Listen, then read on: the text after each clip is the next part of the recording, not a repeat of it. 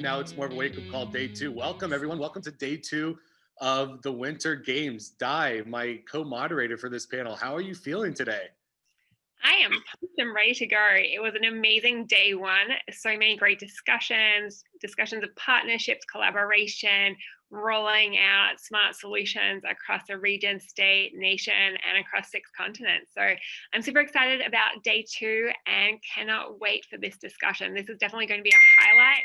Who doesn't love sport, especially in a year when there's been limited sport being played across the globe?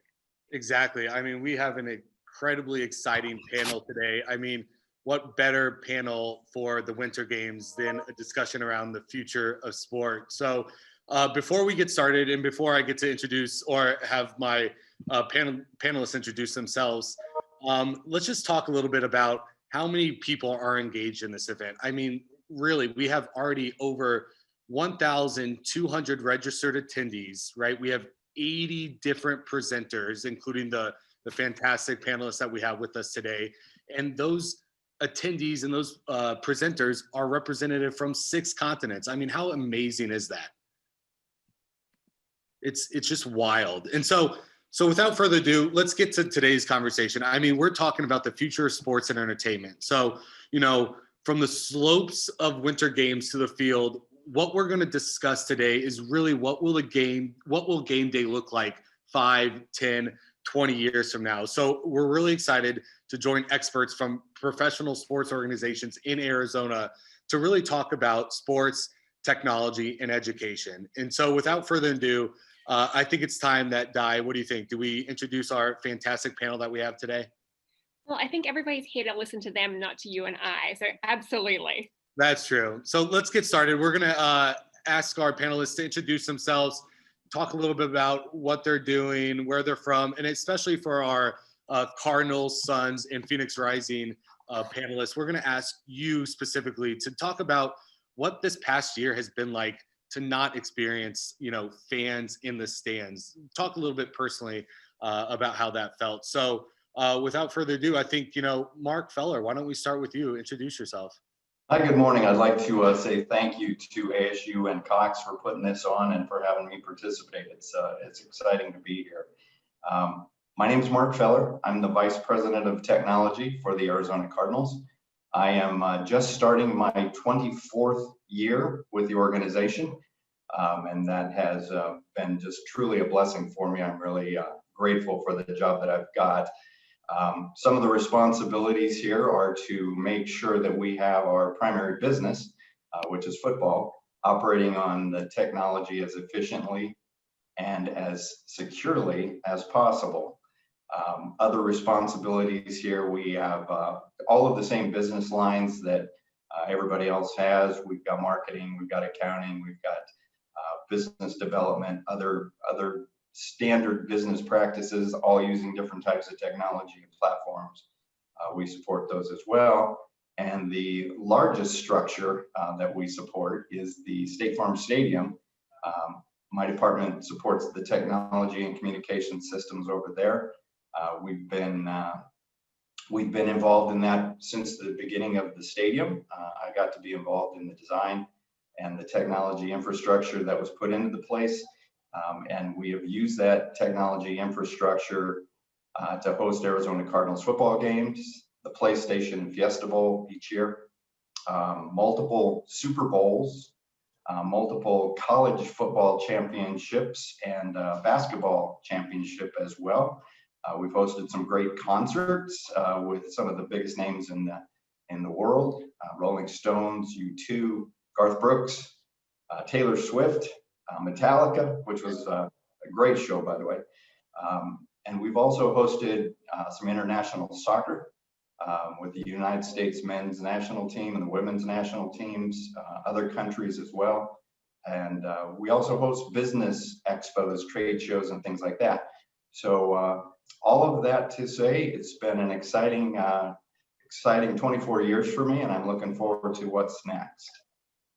That's awesome. And I feel like we're going to dig a little bit deeper into a lot of those events, entertainment that you mentioned here in a little bit. So why don't we kick it over to Dean from the Suns? Sure. Probably the polar opposite from Mark. I've been with the Suns for just over a year now. Spent my career on the communication side. I was with ESPN early days of the X Games for about 3.5 years. Jumped over to Nike for about 18 years and a couple years at Under Armour before joining the Suns. And my capacity, I oversee a number of teams, including our broadcast team, our both our brand marketing and brand communications team, our social team, our in-house creative group, and our digital and social teams. So never a dull moment. And you talk about, this past year, first year on the team side for me, and probably the most interesting time in sports to be doing it. So it's definitely, and we'll talk about it today, it's definitely stretched all of our creativity to new lengths. But I think for me, right place, right time, just bringing a different set of different thought process and different experiences to the team environment in a challenging time. So it's been fun despite the challenges. That's awesome. Nothing like being thrown into the fire, right? Exactly. Coach Schantz, over to you. Yeah, thank you so much, Dom and Di, for letting me join. My name's Rick Schantz. I'm the head coach at Phoenix Rising. This will be my 4th year here in the Valley. 3rd as the head coach.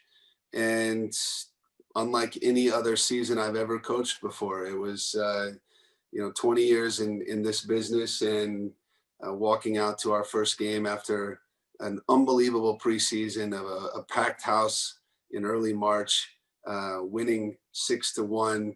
The team, we were ready to go and packing our bags to fly to Salt Lake for our next game. And it was just over, stop. And I had to learn quickly what Zoom calls were. I had to figure out how to coach a soccer team on Zoom calls. And it was funny. We were all in our backyards doing high intensity interval trainings and watching these players just adapt and overcome. It was, I'm honored and so impressed by not just our athletes, but the Suns and the Cardinals and the organizations to be able to just keep going, put one foot in front of the other with all these challenges, and to use technology. I mean, we use it every day in our improvement for the soccer team.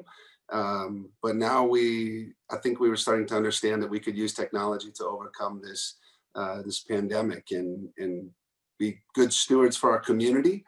And most importantly, perform at a safe level. So I thank you guys for having me on. I'm excited. This is an awesome panel, and I'm honored to be a part of it. Yeah, I think this is going to be a lot of fun. And Rick, you mentioned something that I think has been a theme so far throughout the Winter Games, is this idea of pivoting, not just sheltering and not just, dwelling on the challenge, but being able to pivot and thrive in this new environment. It's absolutely wonderful to see all the success stories. What I love about also this panel is not only do we bring in the sports, the sports people that are involved in the sports, but we're also bringing in the private sector, right? The people that are bringing the technology to help solve these challenges. And so it's now with pleasure that we get to do some of the private side of the house. So how about Stephen? We will start with you first. Great, thanks, Dom. Thanks for having me as well. This has been really exciting to work on, and just very impressed with the panelists you've brought together. My job is really fun because I get to work with folks like this every day to think about how their customers want to interact and how they want to interact with their customers. So my role is a Senior Director of Smart Communities here at Cox Business. I really think about cities and university campuses and business locations or event facilities like we're going to talk about today, and how they use technology. To me, they're all very similar. They're like small cities, right? They have similar challenges and needs for similar benefits. So we're thinking about how we bring those benefits to the customers and create those amazing experiences. These facilities are changing, right? Not only is the pandemic creating change, but the facilities themselves are changing to incorporate more technology and newer technologies to create those fan interactions and then engagements. And I think that's really exciting. How we'll capture data and use data to make better decisions for those operators and make that fan experience continue to improve. So very, very exciting stuff. Yeah, completely. And I feel like we're going to dig into that data a little bit in the near future too as well. Thanks, Stephen, and thanks to Cox for again being such tremendous partners in the Smart Region efforts. Robert, over to you. Thanks, Dom. Again, thanks so much for inviting me to be here. It's a pleasure. I'm a collaboration strategist with AVI Systems, and I've got about 2 decades of experience activating technology deployments. And as a subject matter expert in esports, which is the competitive play of video games for an audience. AVI Systems may not have the same brand recognition as some of my fellow panelists, but we rank in the top 3 largest systems integrations in the US, and the only one that's 100% employee owned. As of 2020, AVI Systems joined the GPA, giving it the largest global footprint of any systems integrator in the world. We develop and design systems through dedicated practices in audiovisual and digital media, broadcast and streaming, and also including solutions like furniture systems and even dedicated enterprise. We have school technology facilities recently. And last year, for example, we were developing a new technology STEM learning center. And that was including studios for video production and music recording, digital signage distribution throughout the building, dynamic use of classrooms to also include esports practice, and reconfigure to be a tournament space. Through some of the challenges last year, we even managed to use the distribution mechanism to facilitate remote learning in that facility. So it's been an interesting time to see how dynamic we can develop and adapt our systems. Fantastic. Thanks for joining, Robert, and congrats on all the success. It's great to hear. And last, Sal, please introduce yourselves. Excited to have you on this panel as well.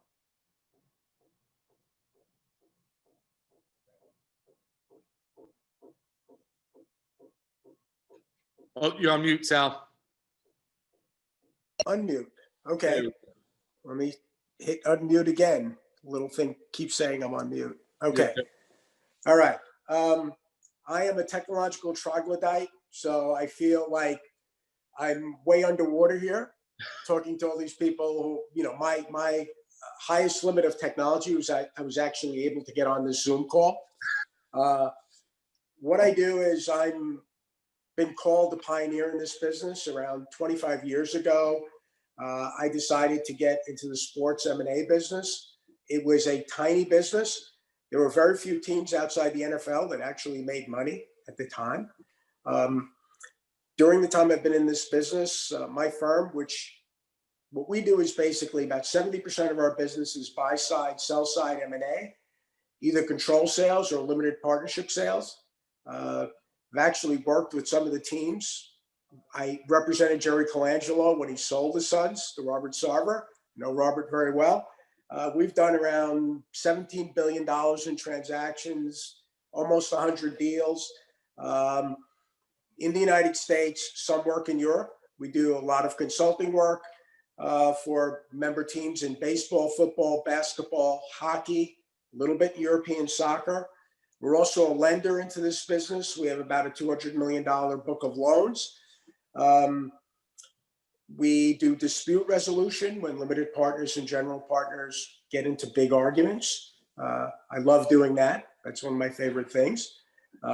Nothing like having billionaires whine to each other. It's a lot of fun. We have just launched a new initiative. Of course, we did it just as coronavirus was hitting its peak, which was pretty stupid.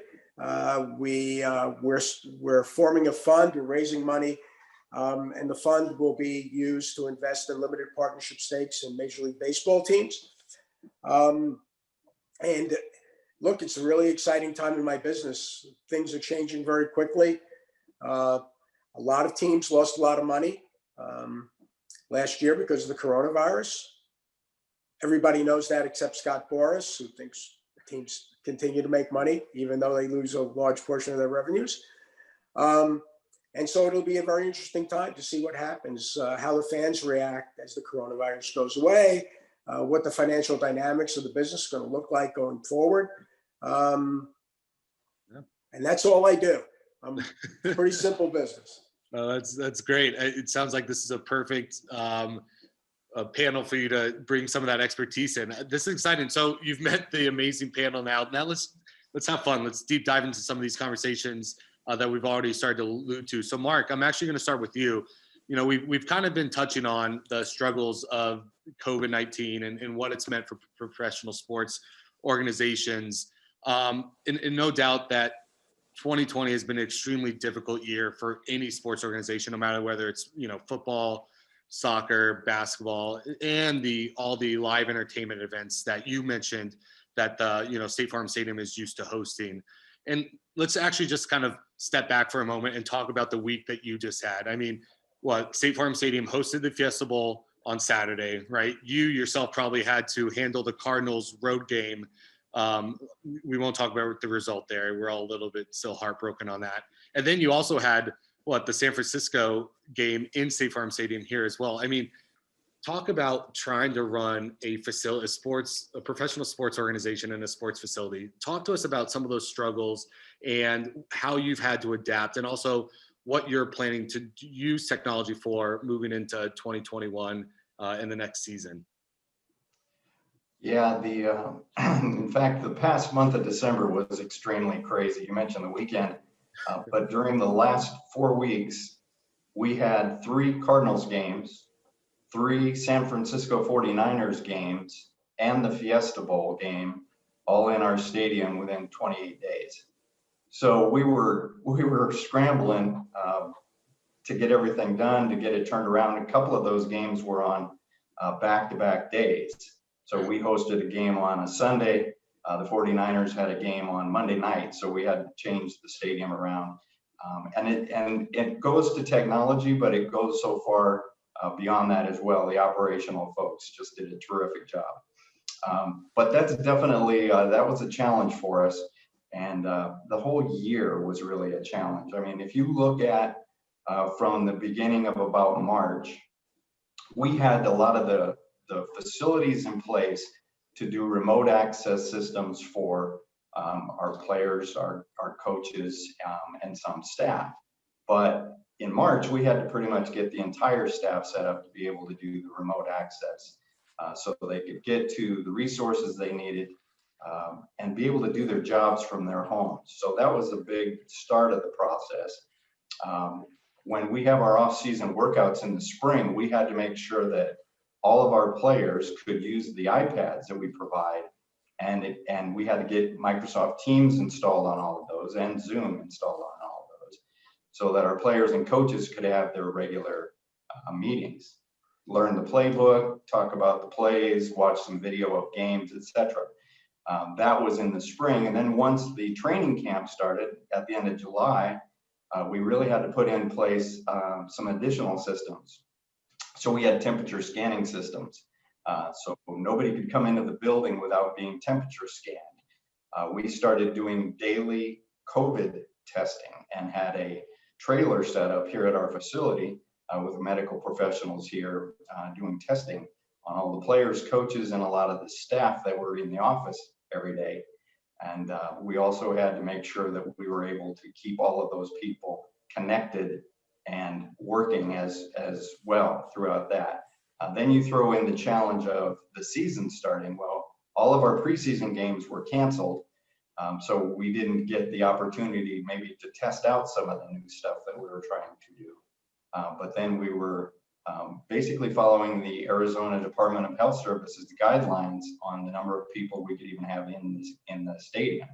So that started off with about 500 people, and it was the numbers would gradually build until we played the Dolphins and Buffalo Bills in November, and we actually had about 4,000 people in the stadium for both of those games.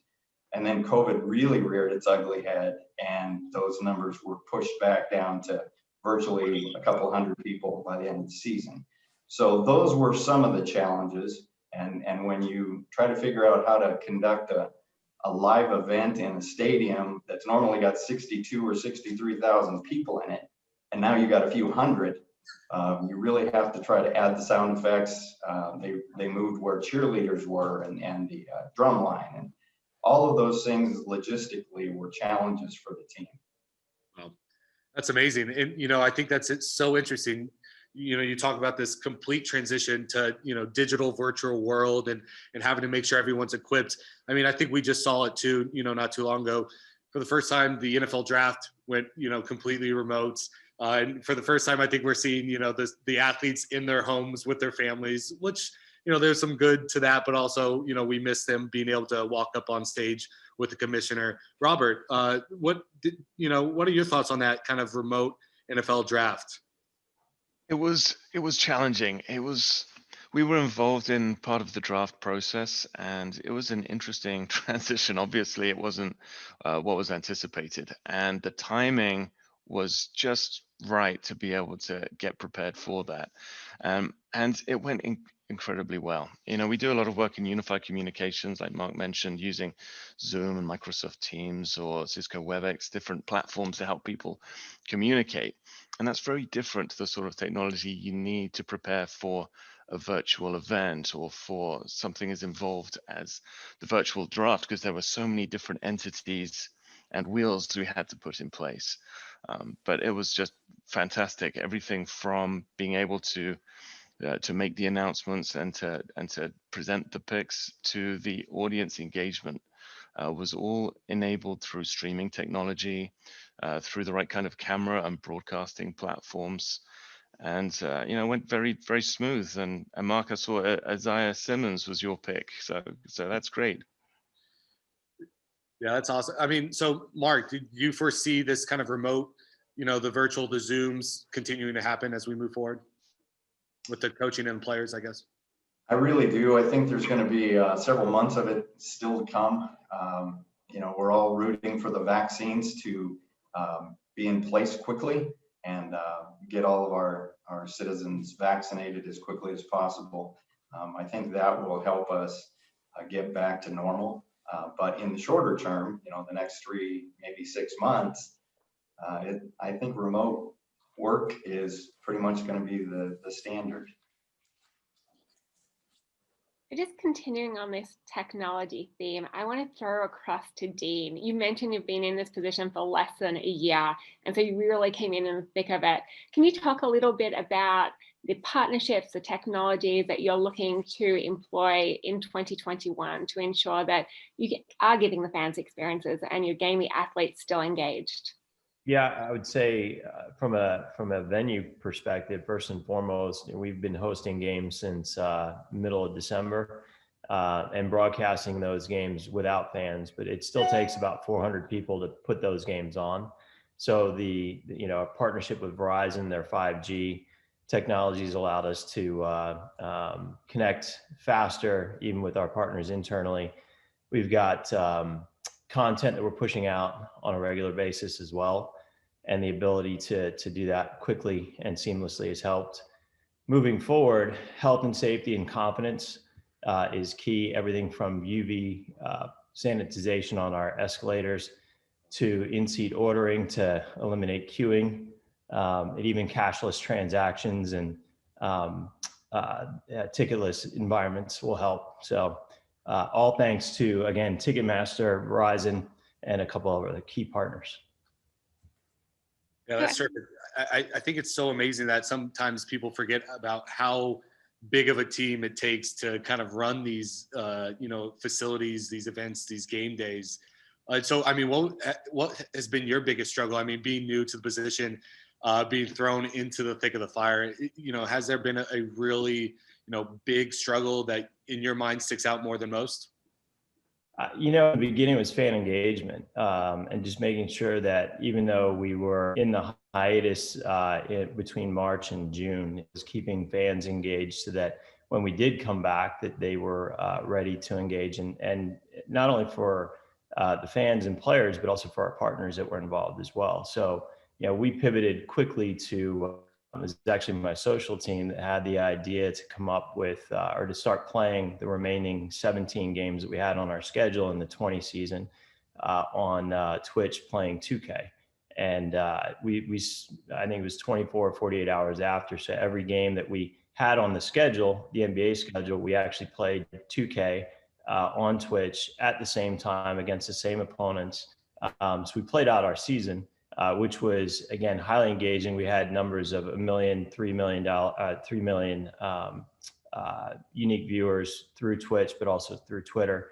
That was, I would say, our first foray into the virtual world and trying to engage our fans, but also fulfill partner commitments. I mean, we had, if you don't have games, you don't have bobblehead nights, you don't have t-shirt tosses, you don't have kiss cams, you get on the list, and millions of dollars of commitments to our partners that we were trying to creatively still provide. So that allowed us to do that. And then once games came back, we actually created a second screen experience through, again, Verizon, their Blue Jeans video conferencing network. We did 8 games out of our 11 in the bubble with a second screen experience. We had guests, everyone from Commissioner Silver to Rex Chapman, Charles Barkley, some former players, et cetera, just to, again, provide fans with a different experience. They were watching these games in Orlando, but to be able to sit in their living room, watch a second screen and engage, it's like having those guests in your living room, having that experience while you're still watching the game on TV. But then also being able to run watch and wins and some other promotions that we would normally have been able to do in the arena. So this past year has been challenging, but again, looking ahead, it's more so around health, safety, and confidence of being able to prepare for when fans can. Yeah, that's terrific. And, I think that's a perfect segue. So we've been talking a lot about, the technologies that are being leveraged for the facilities and to make sure that, the continuity of operations is ongoing and we're able to continue to host these events. But Rick, Coach Schantz, turning over to you. I know a lot of the attendees are fascinated about some of these emerging technologies and solutions that a coach like yourself is leveraging to really help improve both, your performance as a coach, but also the players' performance, on and off the pitch. Can you talk a little bit about your experience with the technologies that you're leveraging and some of the things you're doing with Phoenix Rising? Yeah, first of all, in the USL and in Major League Soccer, I think there's been a big step forward with the use of video technology, with GPS tracking for players, communication between players. We talk about when we went off and we were doing our Zoom calls, it gave us really an opportunity as a staff to test ourselves, essentially. How can we present the way we want the team to play, other than just, doing a PowerPoint on a screen. So we had to go and, we've got a fantastic video partner, a company called Spidio, that allows us to, when we film our games, to see everything we need to see. I mean, we can draw a line between two players that shows how far apart they are. We can show their spatial awareness on the field. Well, oh, look at what this guy's looking at while we're watching another part of the screen. So using all that technology and video in the time that we weren't playing was very helpful for our players. It kept the guys engaged. We talk about the fan experience, and one of the things that I thought at Phoenix Rising they did a little bit different when we did the cardboard cutouts in the stadium. It seemed like such a small thing. I think I got a call from one of our fans and asked that he wanted to sponsor a couple of kids at the Children's Hospital.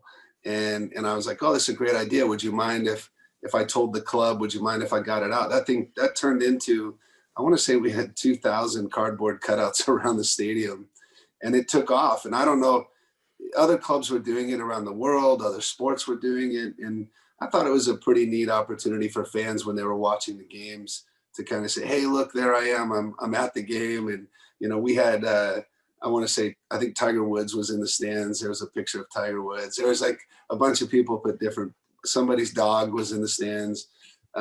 So using different ideas, not just technology, but kind of trying to get the fans involved was important for our players. The technology we use on a daily basis, the most important thing for a soccer player is availability and reliability. And when we use our GPS, we're tracking all their movements. We're tracking their overall distance in a game. We track their high-speed running, their sprint distance, their accelerations and decelerations. And I get all that information live. while I'm sitting on the bench, there's a guy next to me with an iPad, and I can say, how fast is this guy running now? What's his top speed? And they can tell me. And you know, we've been charting Solo Asante all season long, knowing that his top speed might be 9 meters per second, but now at his sprint, he's hitting 7.5. So it's like having a car that's running out of gas, and now we have some data to back up, you know, hopefully my decisions of feel. But you take that information in a game, you use it for what you can with quick decisions, but it's really the next 3 days. What do we do? What do we do with that technology? And how much does a player need to sleep? How much do they have to eat? How much massage therapy? How much cryotherapy? All the different, I would say, you know, kinesiology or the physiology for the next 3 days of getting them prepared. I'm amazed with the NBA and baseball and some of these other sports that they can play like 4 nights in a row, because I think some of our guys can't walk the next day.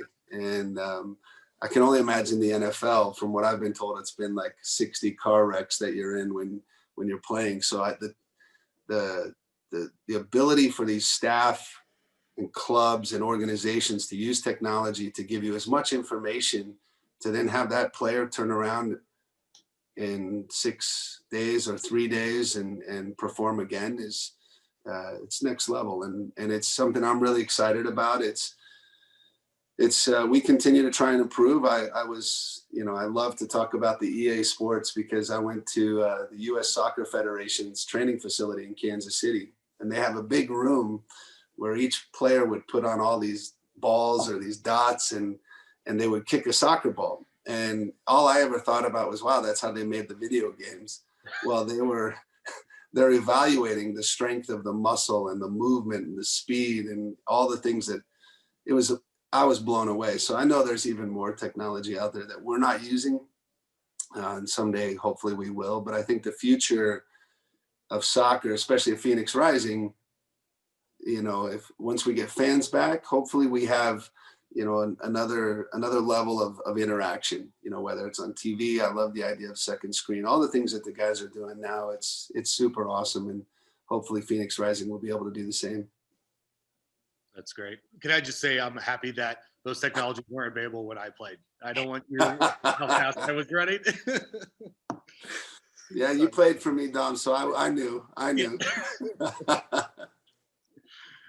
It strikes me there's a couple of themes that keep coming up. One is reduced revenues, but also increased costs in terms of the technologies that are being deployed in order to allow sports to continue. So I want to throw across to Sal and get your input. I mean, you represent some of the biggest names in sports in the world, names that we all know. What does this mean for the investors, and what do you see in terms of going forward, especially in the next 6 to 12 months?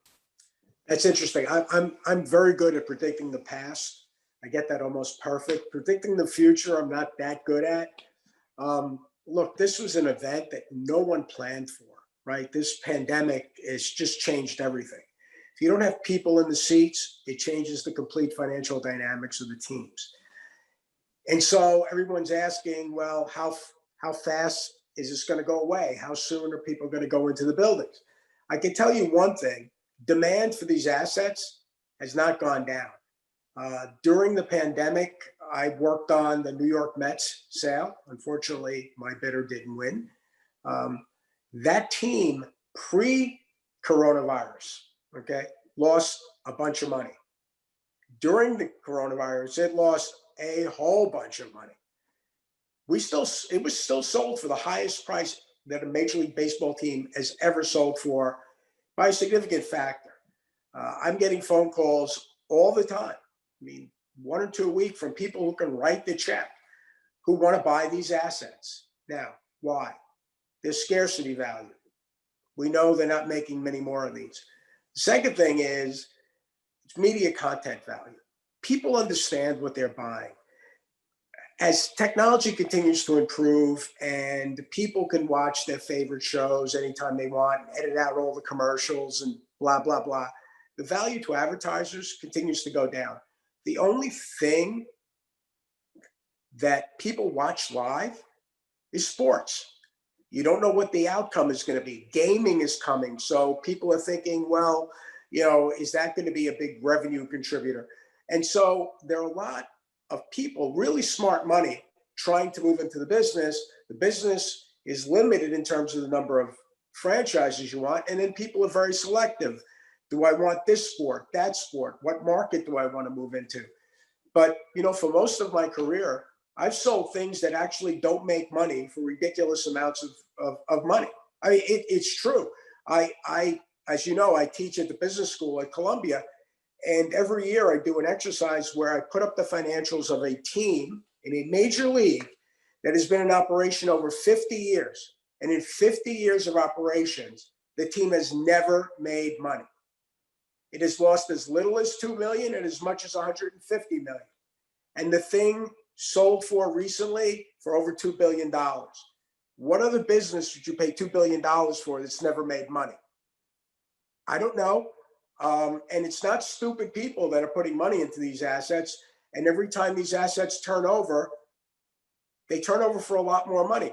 We sold the Phoenix Suns to stay in the Phoenix scenario for $401 million.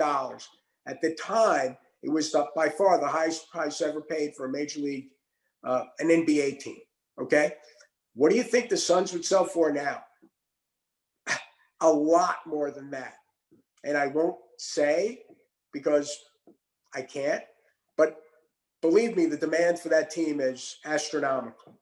Okay. If I had an auction going, the number would be huge. Okay. I mean, the world has changed. Media content value is still there. It's the driver. Scarcity value is not going to change. Every once in a while, leagues expand, not that often.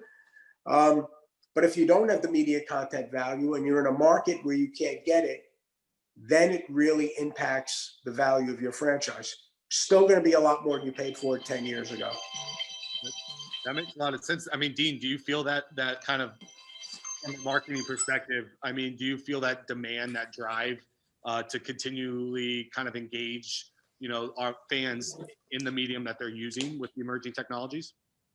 Oh, 100%. I mean, we looked closely this past year at our youngest audience and where they're engaging and where they're not. And it's no secret that they're not spending as much time on television as their parents, as their grandparents, as everyone that came before them. So those second screen experiences, those streaming opportunities, and again, just even enticements to get them to engage. You bring up gaming, and that's a big one that a lot of organizations across all sports are participating in, and it's something that we're looking at obviously very closely, and can't say it today, but there's some announcements we'll be making in the next couple of weeks around a key gaming partner for us. And that's not only for the broadcast and streaming, but when we can have people back in the arena, it's we know that once legislation passes in Arizona, that in-seat betting, prop betting from inside the arena, even the potential for a sports book is tremendous.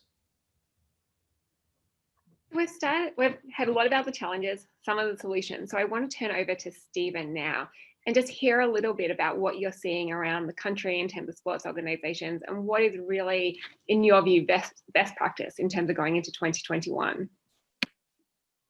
Thanks, Di. Yeah, I really am seeing a big change in the facilities themselves, right? They're not just a single destination for an event. Now they have become more of a live, work, play type of location, right? People want to be closer to this. This solves problems and it creates problems, right? The problems it solves is it's keeping people in a pretty constrained area, so that it really does help with the mobility around that area.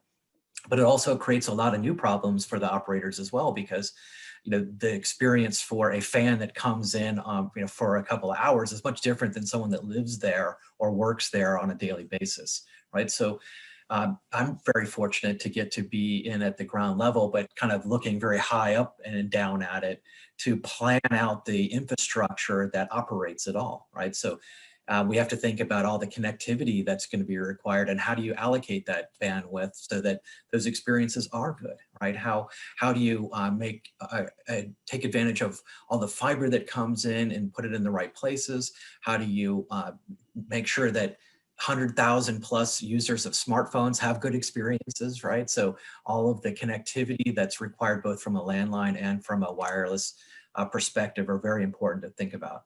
And for me, I'm thinking kind of forward looking into what, from the ground up, what kind of new utility capabilities can we provide to help meet the sustainability goals of the organization, like smarter controls or smarter, energy usage, smarter lighting fixtures, things that help the operator and the infrastructure communicate better and create, a smarter environment. That mobility challenge that they're solving really is from the time a customer or a visitor or a fan comes onto the property or in close proximity to it, there's a lot of traffic, right? Because there's a lot of people converging on a very small area at the same time. How do we make that a pleasurable experience by allowing the intersections to communicate with the parking lots, right? So that you can allow people to come in more efficiently and find access to parking more efficiently, right? So, I mean, if you sit in traffic for 2 hours coming in, your experience has already started off poorly, right? So we want to try to help that experience from the time the fan starts to plan and leave their house to the time they walk onto the property. And some of those other areas are, I'm seeing trends and conveniences, right? So how do you help people once they get out of their car find their way around the campus environment? How do they find food and entertainment? How do they find the restaurants? How do you create those interactions and engagements between the businesses in that mixed use facility and those potential customers so that they can staff appropriately? Or we've talked about the effects of coronavirus. How do you create separation where you need to, or create a more safe environment for visitors? Safety is a huge planning consideration as you deploy infrastructure to monitor that event facility. And I just couldn't say enough about the connectivity planning, right? Because that's what we do for a living, is make sure that people can connect, right? You have to be able to use your phone and all the various connectivity options and entertainment options around the facility. So I think I love the sports piece of it. I love that now these things are becoming more than just sports, right? It's about the facilities themselves and the amazing experiences that they're creating for the fans. Yeah, that's tremendous. And I think that's what's so exciting about this conversation and having it within our, Smart Region Summit, because you're exactly right, Stephen. You brought up a brilliant point. The fan experience isn't just when they're sitting in the seat watching the game, right? If we can't order a ticket through our mobile phone, we're not going to be happy. If we struggle to get there, if we don't have the mobility access, if we don't have the mobility options to get there, if we've got to walk a mile to the stadium, we're not happy, right? So the whole, taking the fan experience from the very beginning to the end, it just is necessary in today's society. And I think that's what's so exciting about this panel and this discussion that we're having today, and having it within the larger aspect of the Winter Games. So Robert, talking about, we've had a lot of discussions today about the facilities, about the fan experience, but we've seen this really massive acceleration of how the teams, as Mark mentioned, they're engaging their fans, they're using the facilities in new ways. I'd love to hear your thoughts on who has done well and where do we really see things going of leveraging facilities in new, unique ways to enhance fan experience. Yeah, it's a good question, and it's multi-layered, because the sporting experience varies greatly from the esports experience. And to put it into some context, if we look at partnerships between traditional and electronic sports, the viewership for esports in 2015 was 4.9 billion. And over the years, that's grown through 2018 was 6 billion. And now we're estimated in 2021 to be around 9 billion viewers. So that kind of stratospheric growth has really put it on the radar for traditional sports and finding the right venues to be able to accommodate that. But it brings with it its own set of challenges, such as the traditional field that we are familiar with. How does that transition to a gaming experience? And it's much more localized, but has very specific workflows one needs to go through to ensure code of conduct is in place, and that the experience through commentating or shoutcasting is well positioned through it. But rather than a traditional game where you have a tennis or soccer. It's a game that everyone can play. Within the digital realm, we are working with game publishers like EA has their Madden program, or NBA 2K, where you have to follow the lead of what the publishers will allow you to do. So that limits and dictates how the game is going to be, how competition is going to take place through the game. But facilities have a lot of dynamic capabilities and are being designed specifically to embrace these, because you can have a major tournament, but by the nature of gaming, it's not limited in the same way that athletics sports has to have a certain physical ability and talent to be successful at. Anyone can pick up a game controller and compete in a game that they connect with. And there's a whole element of community that connects to that.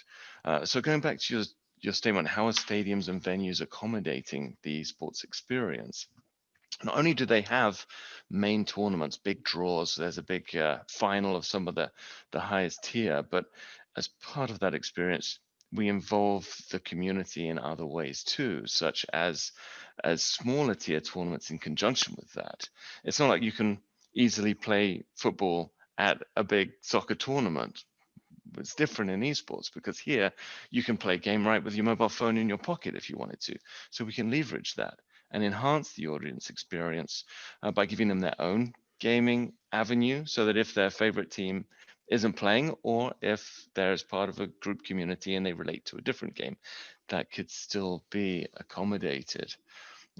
But let's put it into some context today as well, because in the last year we've seen a lot of stadiums sitting empty or being very reduced capacity. So how do we leverage the media capabilities that the content generates? And the answer to that relates to the broadcast and the media and how it's presented to people remotely. And we can help enhance that and produce new ways for not just absorbing the content, but presenting it to a wider audience. Typically, you play the game if you want to experience the game as a viewer, seeing someone do something that you couldn't imagine being able to replicate, and looking at the nature of being able to experience that from an audience standpoint gives it a technical aspect if you're familiar with the game. But then there's a broader appeal of the characters and the experience that can be communicated through overlays and the presenter walkthrough and explanations and all of the additional content that goes along with it, because the esports community doesn't just revolve around the top tier performers, the best of the best. There's also the personalities that are associated to it, the streamers that have their own following and their own culture that all comes together through the esports experience. Yeah, that's terrific. Now, I'm looking at the participant list here in the Zoom, and there's a lot of city officials, a lot of, city staff listening to this. And, a lot of the conversation in day one was around leveraging technology to help close the digital divide. Digital equity has become a major focus in the smart city space. And I know a lot of the professional sports teams too, right? They want to provide access to their entertainment for, every income, no matter low income, high income. It's about really bridging that digital divide. How is esports tackling that issue? How is esports kind of opening up the game to everyone involved? And I would love to ask some of the professional sporting organizations about that as well, once you can chime in. Yeah, I appreciate that. So the nature of the gaming experience, as I mentioned, opens it up to everybody. So it doesn't matter what gender, race, background, nationality you come from, you can have this shared environment to connect with. And it's beyond sports as well. It's a paradigm in entertainment. For example, within the Fortnite game, Travis Scott had a music concert within the game itself, which earned him $20 million combined with merchandising around that event. And that kind of revenue far exceeds everything he does from an in-person concert. So when we look at municipalities and venues and how to leverage technology like kiosks and public displays and DVLED, the large format displays that are being utilized as part of an event experience, we can tie in some of that audience expectation and some of the hype and excitement that comes along with it. And to extend on that a little bit, it's interesting because of the nature of our session this week being the Winter Games. The Olympics are also looking at esports to see how that can be appealing. Intel announced that it's going to host esports tournament in Tokyo during the lead up to the 2020 Olympics, in 2021, and players are going to compete in Street Fighter and Rocket League for a $250,000 prize for each game. So we're seeing more and more engagement and overlap. More directly, I like to draw parallels between the traditional sports and the electronic sports equivalent. And when we look at the Olympics, it was really hard to enjoy sailing. I enjoy sailing, but the weather is your enemy. It's hard to watch the Olympics because it's never at the scheduled time.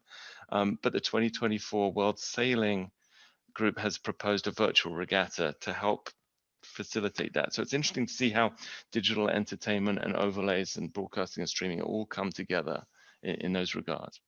It's amazing. Dean, did I hear that some of the Suns players are, getting into the esports game? Yeah, I would say we probably got one of the most successful gaming NBA teams in the NBA.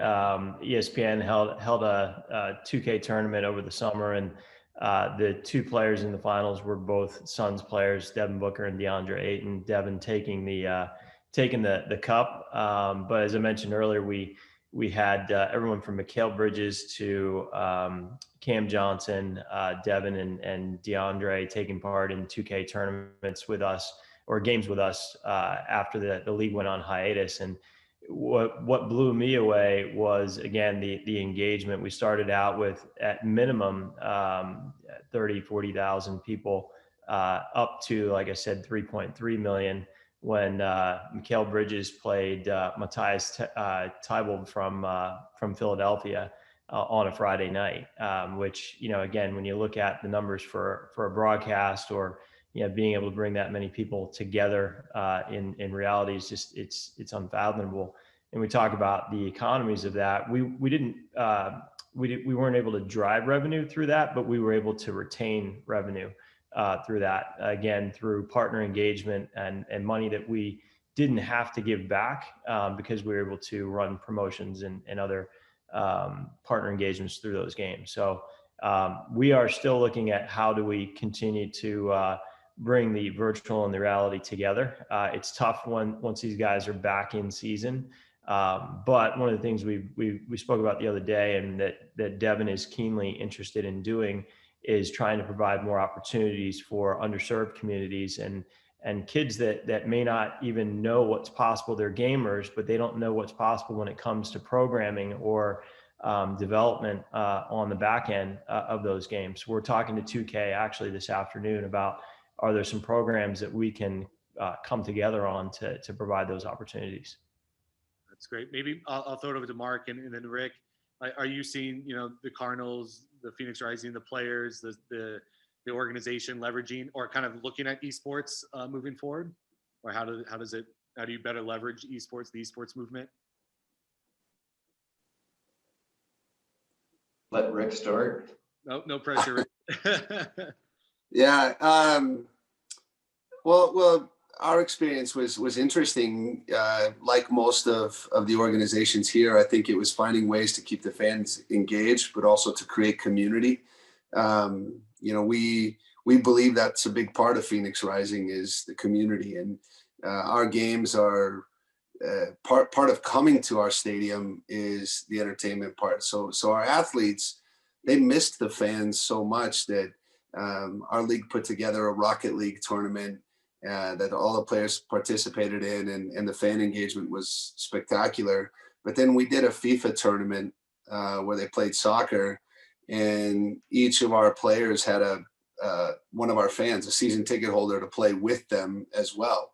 So it was kind of cool. You'd see, one of our players on his headphones and looking at the screen, and I think he was playing with a 12-year-old kid from the Valley here, and they're talking back and forth about soccer, and it just kind of builds that community and it builds that relationship. So we've tried to find ways, not just through the gaming and through esports, to connect to the community, but also really to kind of keep the players engaged. Now, during the season, I know our guys are playing all the time.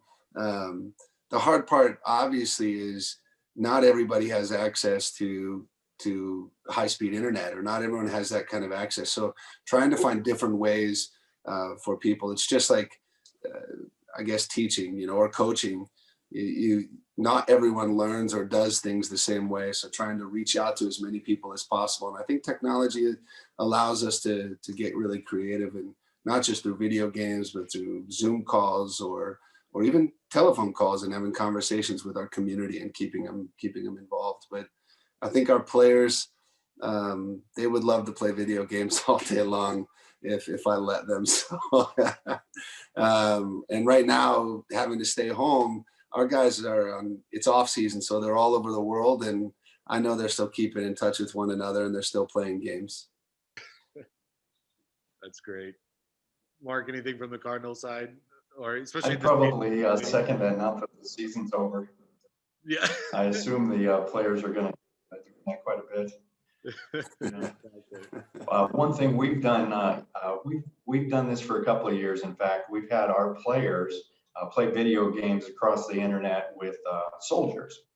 Pros versus GI Joes is what it's called, and it's a good opportunity for some of our service members to be able to actually play video games against Cardinals football players and other sports as well. But it's a great opportunity for the players really see what life might be like over in the Middle East or other places. And speaking of Twitch, our last game of the season was broadcast over Amazon and Twitch. So that was a new venture. Most of the broadcasting rights for NFL games are controlled collectively through the NFL. And that was one of the new venues they've been trying to promote to get a different market, maybe watching football games. So it just strikes me the amount of money that we're talking about in terms of esports and the amount of growth that we've already seen, especially in the last 12 months, but obviously being projected for the next 5 to 10 years. So I want to go back to Sal and ask him if your traditional investors in terms of sporting organizations are also getting into the esports field, and kind of what type of conversations you're having with your clients around this. Yes, they are. I mean, a number of my clients have invested in esports more as a hedge than anything else. They really don't know where it's going. It's very difficult to value these assets, the teams. The product life cycle of the individual games is very short. I mean, look, if you own a baseball team, basically baseball is the same sport it's been for 150 years.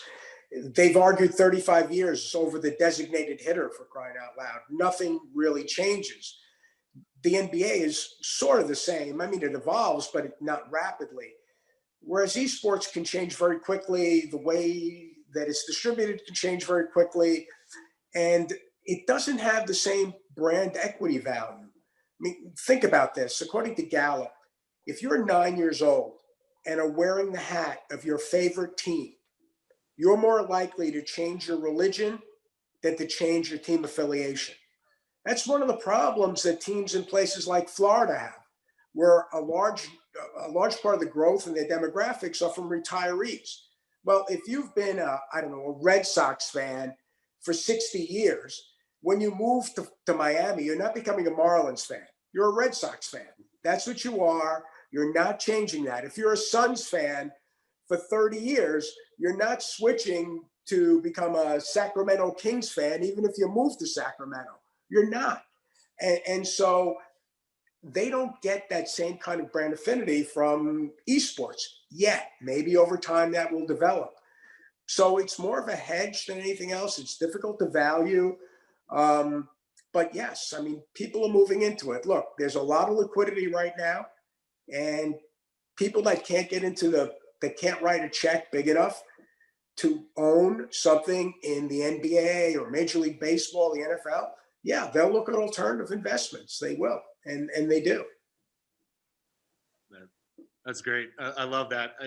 Fan for life. It's a perfect, I think, piece for this panel. This is great. We're all fans in our own right. We all love our organizations. But I was laughing too because I just got a text from one of the city management of the city of Scottsdale, and it's a perfect transition to this idea of double clicking on fan experience. So Rick, he was texting me saying, okay, you have to ask Coach Schantz about the new Phoenix Rising Stadium. And what can we expect, and how is it going to be like geared towards, this new fan experience? Are you able to talk about it at all? Not to put you on the spot. Yeah, they put it out there. So if you can look at the pictures, I can say it. It's the thing that I'm most excited about is we finally are going to have a video board. And not only are we going to have a video board, but it's dual-sided. So you can see it from outside the stadium, which is fantastic for us, because now it means pre-game engagement. So hopefully 8,000 to 10,000 fans someday will be able to come into our pre-game environment where there'll be food and other activities for the fans to do, but also for us to then broadcast up on the new video board entertainment. And maybe we'll be showing other games around the league. Maybe there'll be some behind the scenes interviews. One thing I know as a fan myself, the coolest thing about the Cardinals and the Suns is when you get to see things that aren't like, we all watch the games, but when we get to see them practice, or you get to see a coach interact with a player. And so that behind the scenes, now we're going to have to come up with content. And I think that, that's going to be super exciting for our fans. That's something that they haven't had.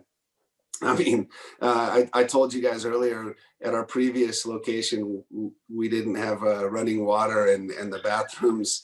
It was a challenge. We didn't have concreted parking. I mean, they seem like not that much, but you guys all alluded to it earlier.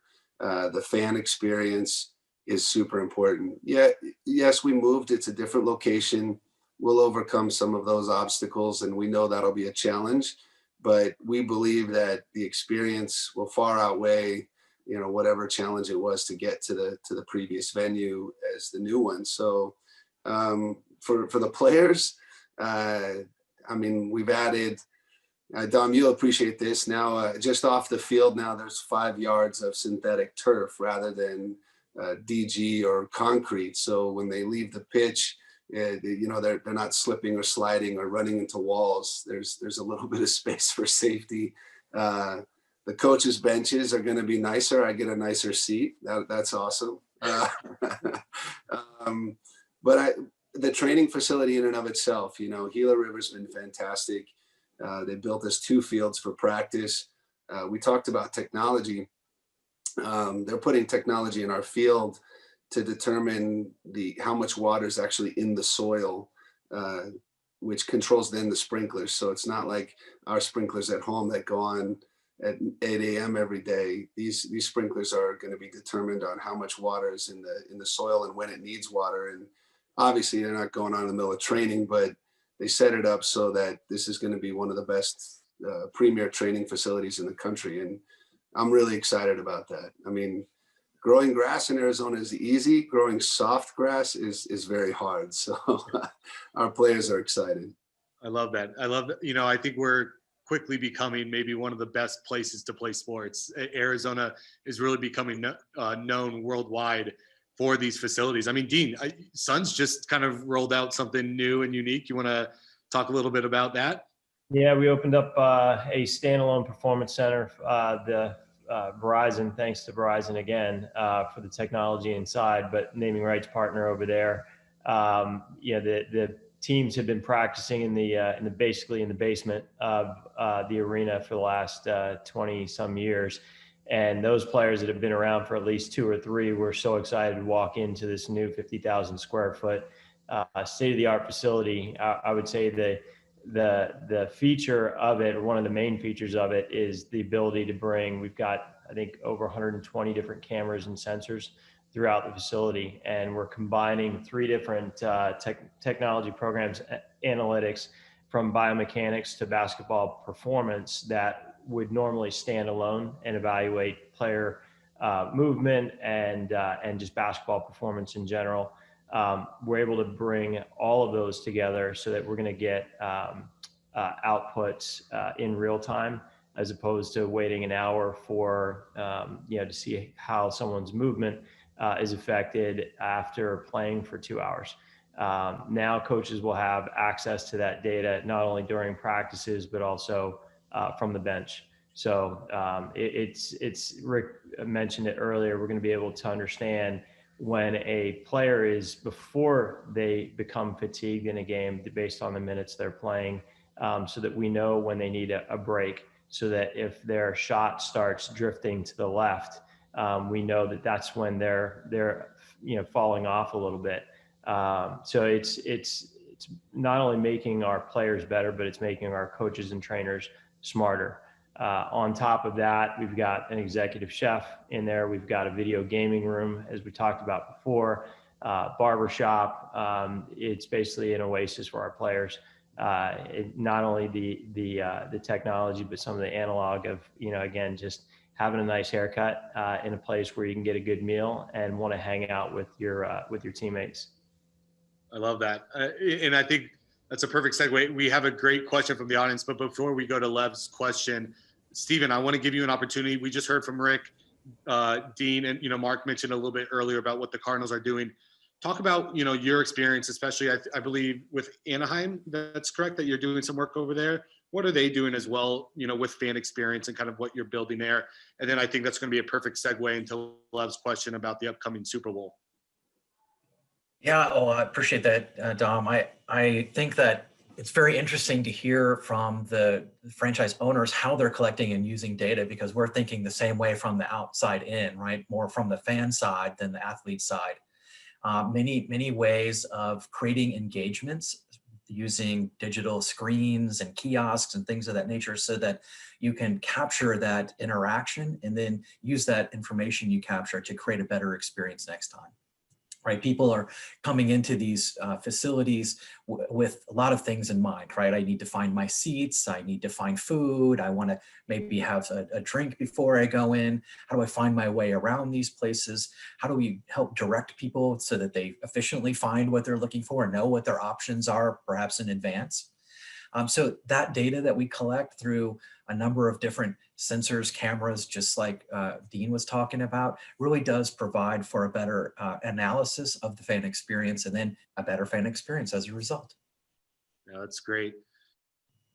And all this, Dom, to talk about Anaheim, while we're not, we are potentially a strategic partner of theirs, the Ducks have purchased a very large amount of real estate around their facility to build probably what will be one of the largest live entertainment districts of its type, right? So they're building, a concept that has indoor, outdoor space for fans, all kinds of restaurant and bar concepts.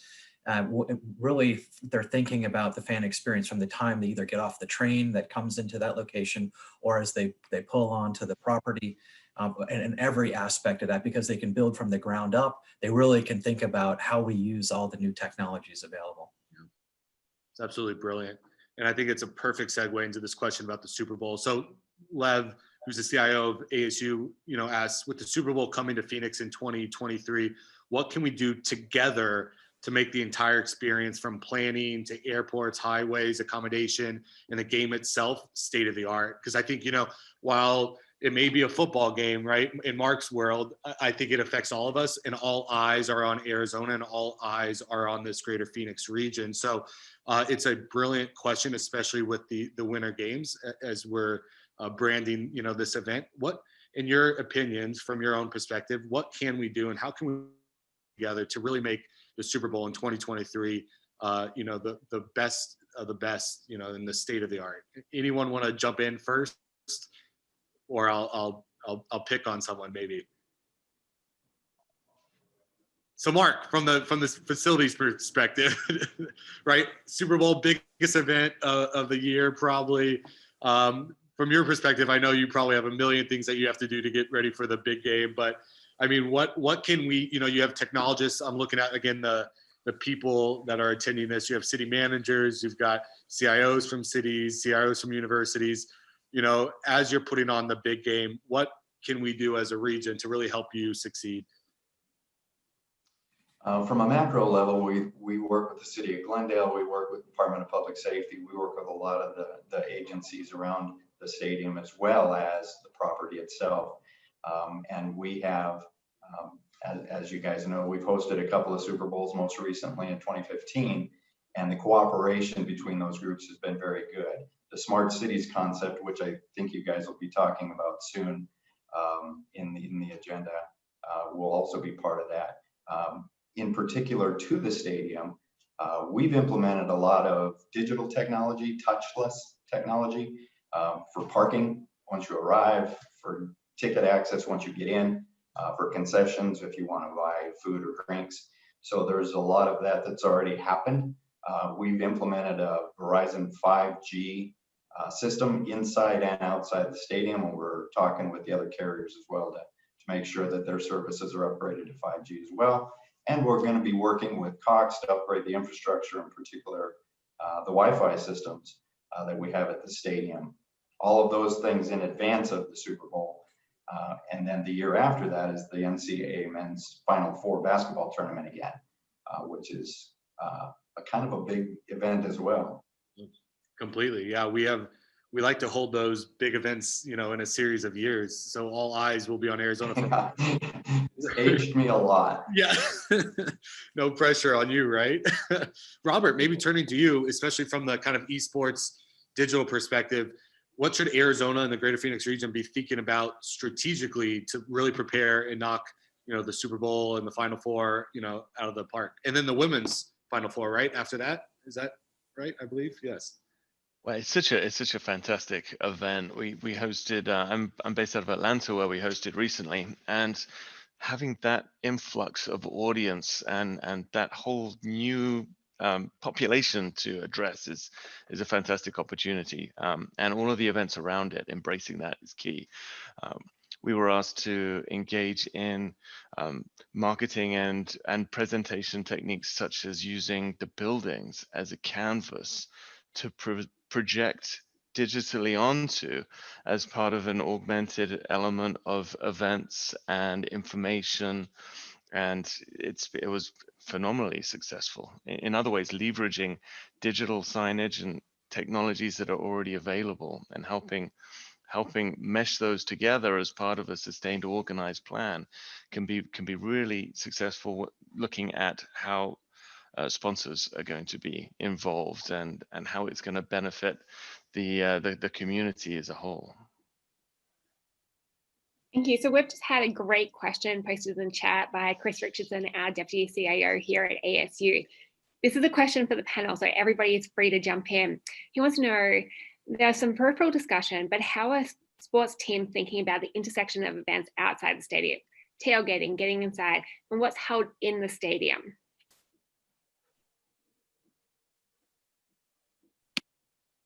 Well, I'll jump in.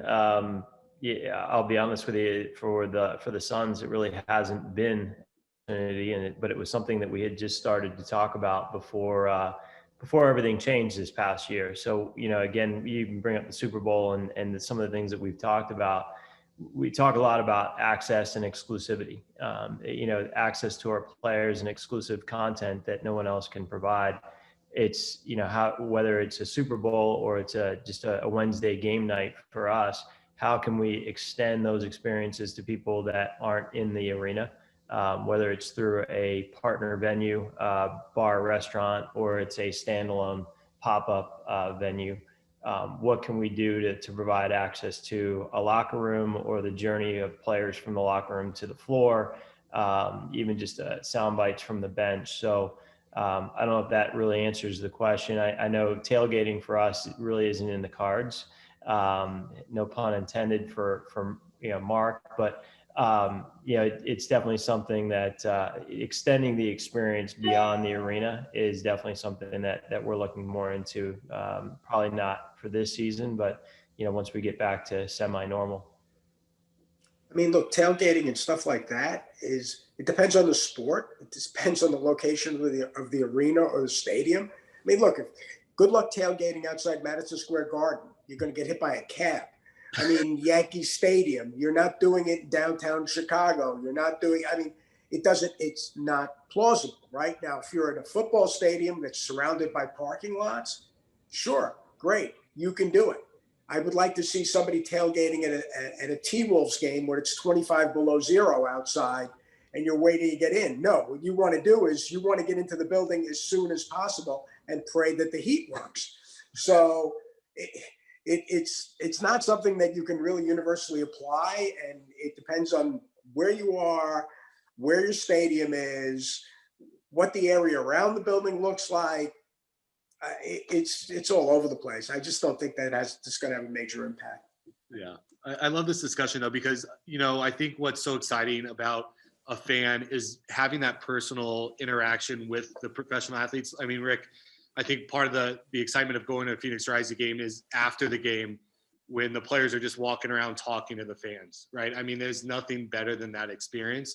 And I think technology nowadays is starting to bring the athlete, the professional athlete, and the fan closer together than ever before. I mean, Rick, do you foresee, that personal experience, that hands-on interaction with the Phoenix Rising players continuing into the future, especially at the new stadium? Well, even more so, but I just wanted to jump back a little bit to the tailgating before we go on. Soccer or football around the world is very different. Our fans have been clamoring for tailgating. They really want it. And we're going to do everything we can to provide tailgating, especially at the new venue. But, I'll use Seattle as a perfect example. There's not a lot of space there. And I agree with Sal in other sports, but if you go into downtown Seattle 2 hours before a Sounders game, I think there's 30,000 people in the local restaurants and bars getting ready. And then they do a march into the stadium and it, like, the party starts and it doesn't stop for 2.5 hours of a soccer match. And that's starting to catch on here in the US and it's all over the world. It's already happening. And, we talked about Chelsea beforehand, and I had the experience of going to a game in London. And it was just, you're part of it. Like, you're part of the competition as a fan, and it's the dancing, the singing, and the chanting, the excitement of every moment. It's really cool. And then after the game here at Phoenix Rising, what you're talking about, was something I'm so proud of. And I've never really had to say to the players, you need to go out there and thank the fans. You need to go and sign autographs. I've never had to tell them.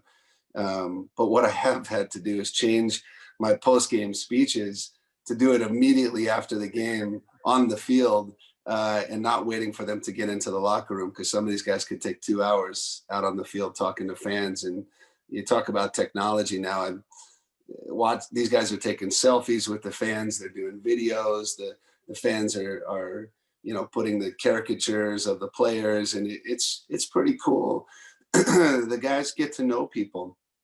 And when you interact with somebody for just a few minutes after a game, and you're talking to a young player or a kid, and what I tell them all the time is you're creating dreams and you're creating goals and ambition, and you're really helping these kids say, hey, this is where I want to be. So if they don't become a professional athlete, at least they have desire and they have the ability, they want to go after something, and they want to not just compete, but be better themselves and setting goals. And so I talk to our guys all the time about, they're role models in a sense that they need to be good people, and they need to interact with our fans. And most of our players come from very humble beginnings, and I think it's pretty awesome to see them interact with our fans.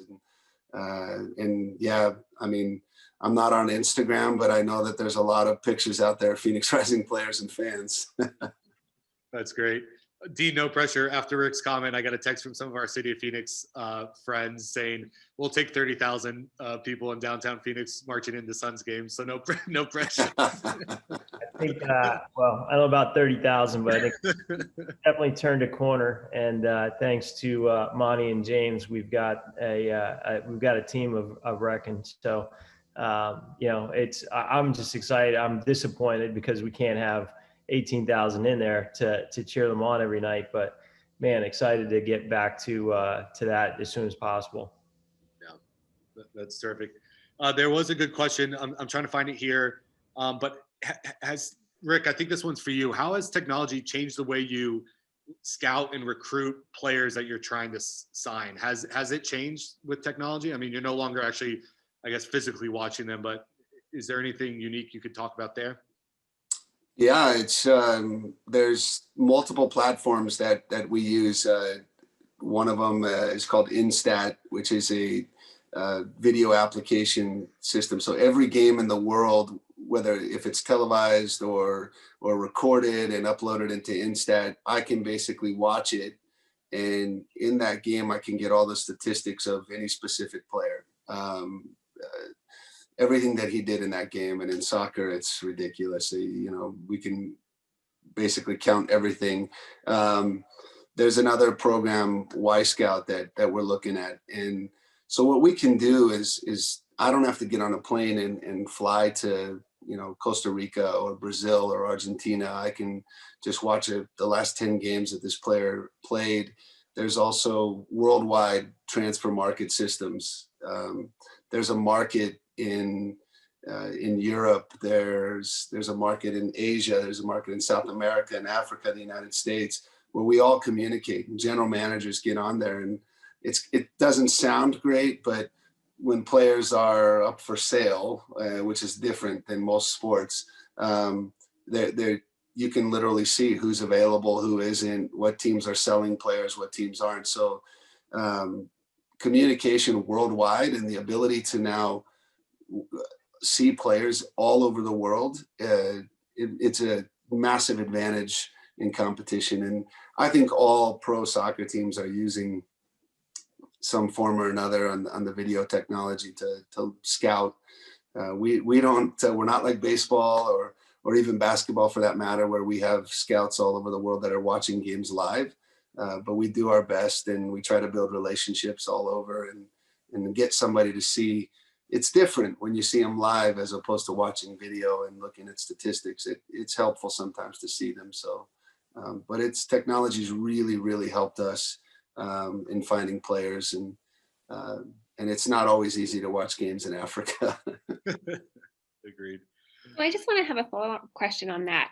Once we do return to the new normal, however defined, do you think we're going to go back to less reliance on the technologies, or do you think these practices are now here to stay? And I'll open that up for the whole panel as well. I think these technologies are absolutely going to make a big difference and be part of defining what the new normal is going to be. It's been phenomenal seeing, for example, the use of unified communications like we're deploying today. We've been an advocate for this for decades, and then overnight society shifted and embraced this. So we're seeing facilities and venues embracing this everywhere, from sporting venues all the way down to local businesses, to help that kind of global connectivity that has been enhanced through the adoption of video technology is just one example. Yeah, I agree with that. There's we talked about kind of the community here. You've got an experience that starts way away from the facility itself, so that connectivity is required everywhere, right? Ubiquitous technology applications that everyone can adopt and use are very important, so that continued experience happens, not just a couple hours, but an ongoing experience. Great. And I think that's a perfect way to kind of wrap up the session here. I mean, Dean, Rick, Mark, any last words? I thought Stephen and Robert put it really well. Sal as well. Any final comments for the audience? I guess I would say I do agree with the continuing to use the technology that was almost overnight implemented this past year. I cannot see us going back from that. In fact, I think it's just going to be a springboard to the next level of technology for people.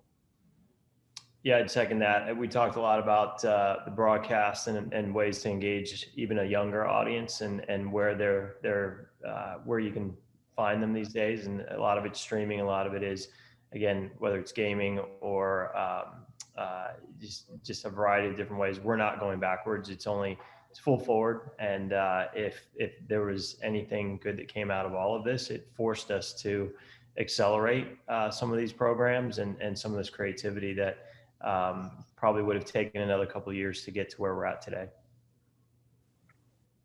Yeah, I agree. Frankly, just being a part of this panel and getting to speak with people from different organizations in different parts of the country, and you're not just picking up a phone and trying to cold call someone from the Suns to learn about so now you feel like you've met somebody and there's a little bit of a connection. And I think that technology has really helped us. It's helped humanity quite a bit. And I know it's not going to go backwards for us. I love reaching out and seeing my players' faces when they're all over the world and keeping tabs on what they're doing.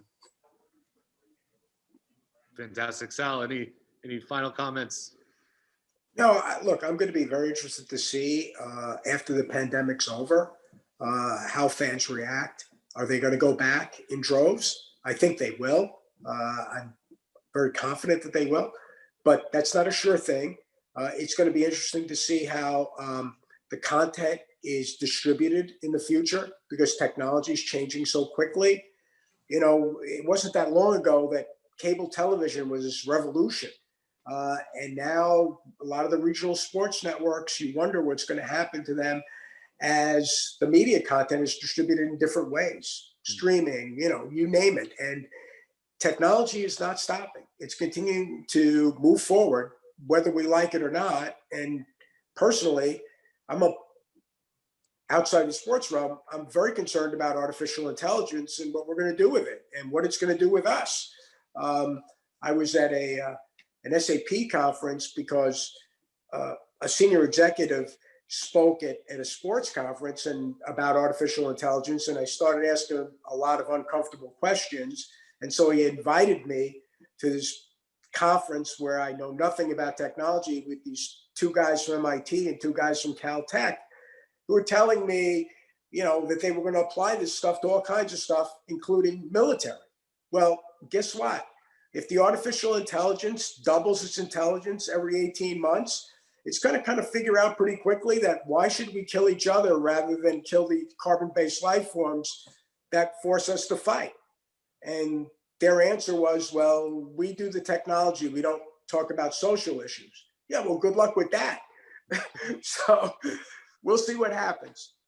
Yeah, I think a lot of questions to be asked, but I think what's exciting, and I think Rick, you touched on at the very end, that I don't think there is going back. There's only moving forward, and it's going to really take collaboration to enable us to succeed in this next generation technology space, in the next generation of sports. And so I just want to thank all of you for taking the time today to join us and have this conversation. It's been a lot of fun. Hopefully we've made some relationships, made some friends. I know a lot of my city colleagues are already reaching out, asking me about some of the things you've mentioned and how can we employ these technologies into the city and not just the arena. So thank you for your insights into that. Di, any final words? I know we have a whole host of events today that I think Sam might jump on and mention, but Di, any final words? No, I would just like to echo the thanks to this panel. This has been an extraordinary, great way to kick off day number 2, a really rich discussion. My phone is absolutely blowing up right about now in terms of all the congratulatory messages coming in. So thank you for sharing your time, your wisdom, your insights with us. And I'll hand over to Erin. Thanks a lot, everyone. Thank you. Hey, thank you so much. What a fantastic panel. I learned so much about the future of sports and entertainment, and my mind is just reeling, and I'm really glad that I don't have to go back into my normal day-to-day meetings, that I get to continue these discussions and this sort of brainstorming further into the day. So for those of you who have been engrossed in the chat, I've been doing a few promos and commercials for some upcoming events. But I'm going to go ahead and share our daily schedule with you, just because you got to see it to believe it, right? So here is our day 2 schedule for January 6th. You could search for various sessions. If you're PDF inclined, you could download the PDF. We just had our keynote. The recording will be available later today. Thank you so much to Cox. So coming up, we have either a hackathon, which spans the length of 2 breakout sessions. So you can choose from one of 2 hackathons. The first is being led by our own University Design Institute. And you're not going to want to miss Dr. Manu Ipe, who is just a wonderful force for culture and innovation across ASU and beyond. So don't miss that hackathon. Or if you do, make sure it's because you're going to the other hackathon that's taking place at the same time. Learn at Your Own Risk is being led by one of our storytellers in residence, Tom Hames, excuse me. So this is going to be, you're going to be developing 9 strategies to map your way out of the pandemic wilderness. So super active session for new horizons for teaching and learning. And then finally, if you're not in the roll up your sleeves hackathon mode, please do consider attending 2 back-to-back breakout sessions at 10:45. That's just in a little over 10 minutes after your quick humanity break. The Connective will be back in action, highlighting local stories from around Maricopa County. Then we are so delighted to have Slack as one of our co-conveners, and they're going to be leading a whole session on a new horizon for education in a digital first world. So if you're looking for actionable tips to walk away with in terms of building this digital campus and aligning it with your productivity, with your learning, with your teaching, don't miss this session. We have Riding the Chairlift, a bird's eye view to navigate the digital divide. What's particularly exciting to me, and in addition to the really timely subject matter, is that this is being led by students. So we are championing student voice, and students are paving the way to close the digital divide. So please support students and hear from them. And then finally, our last 10:45 option is the Smart City Lab as a catalyst of urban innovation, also hosted by the Connective, guest starring Jason from AWS, and of course the Kick. And then at 11:45, I'll spare you because I know everyone could read, but we've got the future of mobility. Check yourself. This is all about how ASU responded proactively with some methods for keeping the campus healthy during the pandemic, and incorporated that in our mobile app. And then the rise of the collaboratory, of course, being hosted by Cox Business. And then after that, but wait, there's more. Depending on where you're tuning in from the world, it could be brunch, it could be lunch, it could be dinner or breakfast. Make sure to spend half an hour with us if you're willing, just to showcase. We'll be showcasing various projects, so you can do a little bit of a deeper dive into specific projects and initiatives and how you can get involved. And then of course, after a few-hour break, we'll be back by the fireside in the ski lodge for a session entirely centered around amplifying and amping up inclusion. And diversity inclusion, and how we're actually going to be honoring that moving forward. And then finally, what better way to cap off a really vibrant day on the slopes than with an après-ski in the ski lodge, the Winter Games Musical Artists Challenge. This is a global concert that's being hosted by Zoom, our platinum medalist co-convener.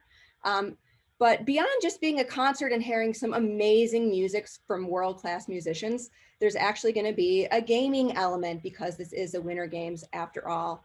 So come, listen, play, bring your family. It's going to be a great time. So thank you so much again to all of our fabulous panelists, to Dime and Di for leading the way this morning. And we'll be seeing you at the 10:45 a.m. Sessions, Mountain Standard Time. Thank you so much.